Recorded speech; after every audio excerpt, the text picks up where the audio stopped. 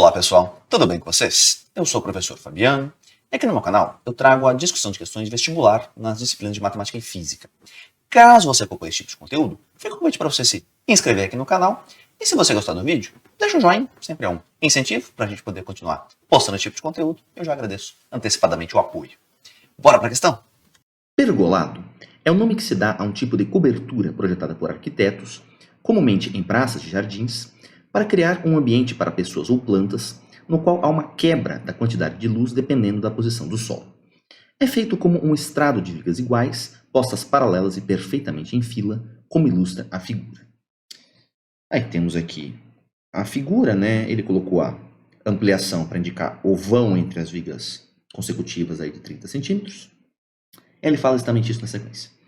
Um arquiteto projeta um pergolado com vãos de 30 centímetros de distância entre suas vigas, de modo que, no solstício de verão, a trajetória do Sol durante o dia seja realizada num plano perpendicular à direção das vigas e que o Sol da tarde, no momento em que seus raios fizerem 30 graus com a posição a pino, gere a metade da luz que passa no pergolado ao meio-dia. Para atender à proposta do projeto elaborado pelo arquiteto, as vigas do pergolado devem ser construídas de maneira que a altura em centímetros seja a mais próxima possível de. Aí temos as alternativas aqui. Bom, algumas ressalvas em relação a esse enunciado. A primeira delas é que o desenho, mas não enunciado em momento algum, deixa isso explícito. O desenho sugere que ele quer que a gente assuma que as vigas são em formato de paralelepípedo reto-retângulo. E é realmente o cenário mais comum na prática, tá?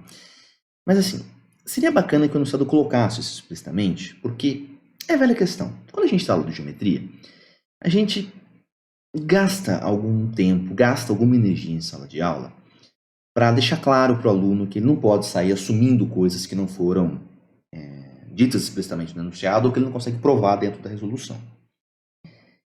E nesse caso particular aqui, mesmo que eu estivesse falando de um prisma que tivesse uma base retangular, mas se ele não for reto, um rascunho aqui do lado, a gente poderia ter uma situação como essa daqui, por exemplo,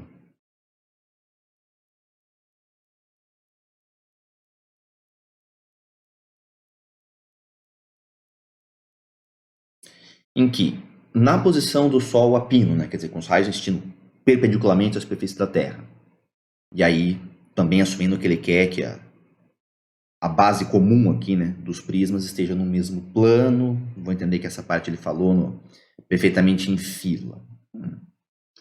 Ok. Mas, mesmo com tudo isso, se não for um prisma reto, na situação do Sol a pino, né, com os raios existindo perpendicularmente à superfície da Terra, aí, simplesmente não vai, né, passar nenhum raio aqui na parte de baixo, uma vez que a trajetória tem que ser retilínea.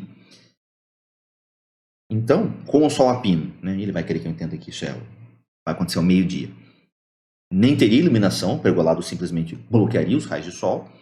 E alguma outra inclinação é que você vai ter todos os raios passando. Isso poderia acontecer, inclusive, né, se for ajeitada a inclinação ali, a hora que ele faz 30 graus com a direção vertical, tá bom? Então não seria nem um pouco coerente com o que ele está querendo, que depois do Sol a pino a iluminação vá diminuindo, né? E a hora que chega no 30 graus ela seja uma porcentagem, especificamente que metade, da luz que eu tinha com o Sol a pino. Então essa é uma ressalva, tá? Eu vou assumir na resolução que as vigas têm o formato de paralelepípedo reto-retângulo. Eu sei, tá, o desenho dá uma sugestão, mas não é nada além de sugestão. Tá? É legal se vem escrito explicitamente isso ou indicado de algum modo no desenho. A segunda ressalva é quando ele fala aqui da questão do solstício de verão. Então a gente está falando de 21 de dezembro, tipicamente, no hemisfério sul, é o início do verão, no hemisfério sul, e 21 de junho no hemisfério norte.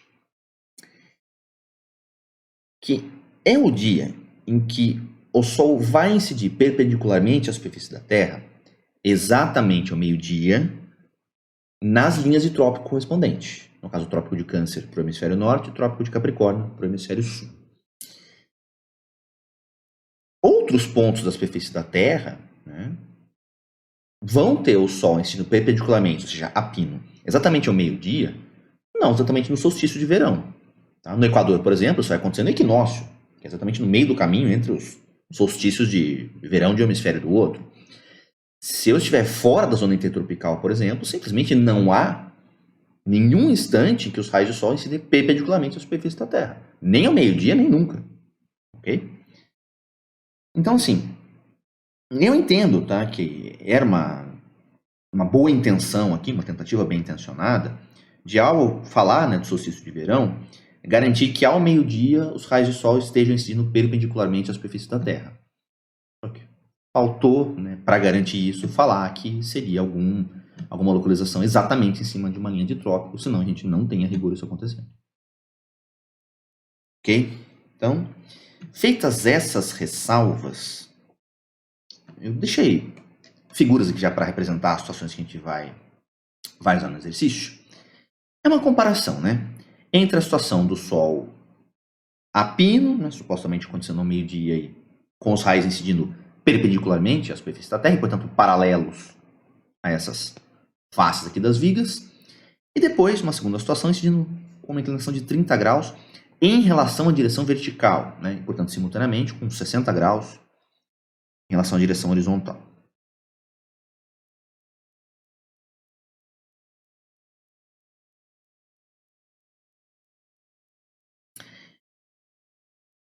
Bom, entendendo então que na primeira situação, né, quando ele fala do meio-dia e tal, Sol a pino, é porque ele quer exatamente os raios perpendiculares à superfície da Terra, assumindo que o formato das vigas é paralelepípedo reto retângulo, e elas estejam com as suas bases aqui no mesmo plano, né, e paralelo à superfície da Terra, então, com o Sol a pino ali ao meio-dia,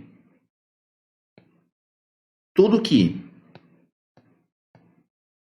passar aqui, né, por esse primeiro vão automaticamente atingir a superfície da Terra.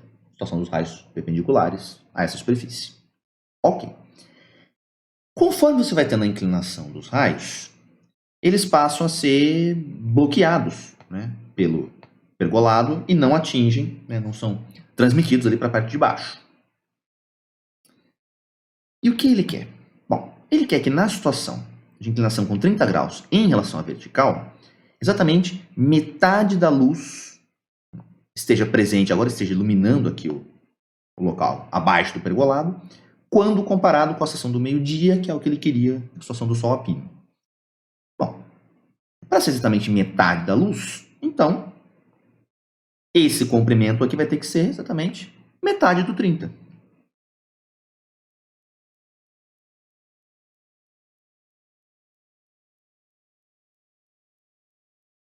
centímetros, portanto. E se fosse qualquer outra porcentagem que não 50%, era só adaptar, né? Você coloca a porcentagem do 30 aqui, isso vai dar um certo valor. E a partir disso, subtraindo do 30, você obtém aqui a faixa, né, que deixou de ter a luz incidindo e que foi bloqueada pelo pergolado e passa a ser sombra, portanto, naquela região. Eu vou chamar de S. E aí, nesse caso específico, né, em que ele quer exatamente metade da luz, já certeza então que estamos falando de outros 15 centímetros.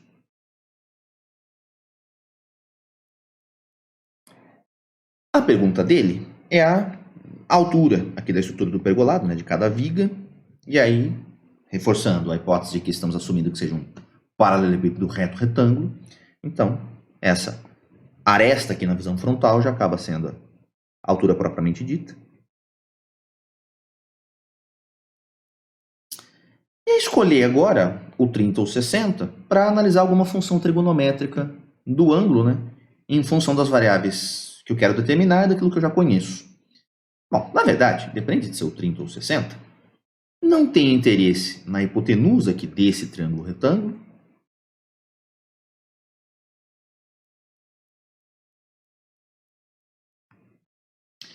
Tem informação sobre o comprimento de um dos catetos e quero o comprimento do outro cateto. Então, depende de ser o 30 ou 60, nós vamos trabalhar com a tangente, né, que é o que relaciona o cateto oposto e adjacente.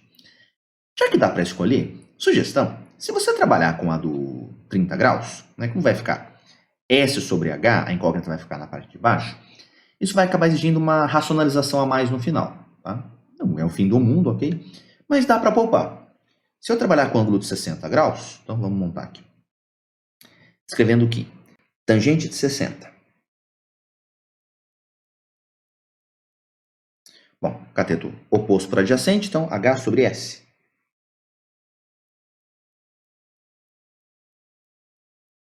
A gente já substitui, né, o tangente de 60 como sendo raiz de 3. Aqui igual a H sobre o S, que é 15 centímetros. Nos dá, portanto, H igual a 15 raiz de 3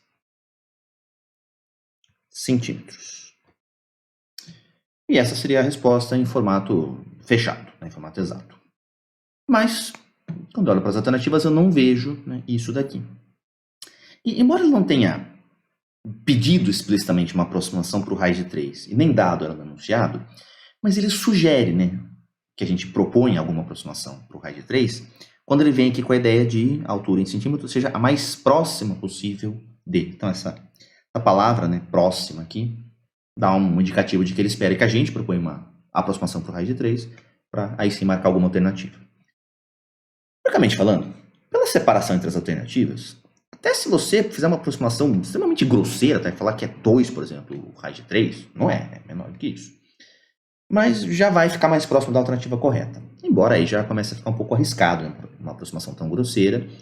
Não funcionaria se as alternativas fossem muito mais próximas umas das outras. Então, 1,7 de aproximação para raiz de 3, tá ótimo.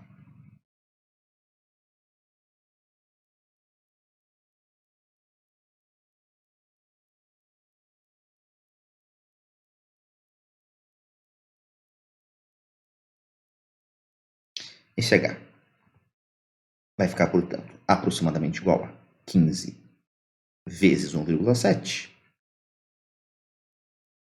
Continua o rascunho aqui pra gente.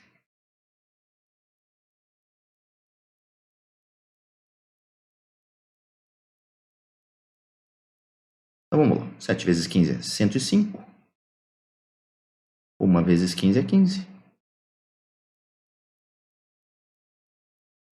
Uma casa depois da vírgula para um dos fatores e só. Então, aqui daria 25,5 centímetros.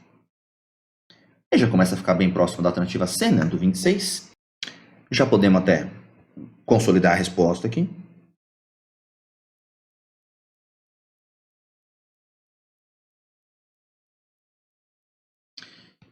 Se você quiser fazer uma aproximação um pouco mais precisa, tá? Por exemplo, se eu jogar a próxima casa do raiz de 3 aqui na jogada, que seria 1,73,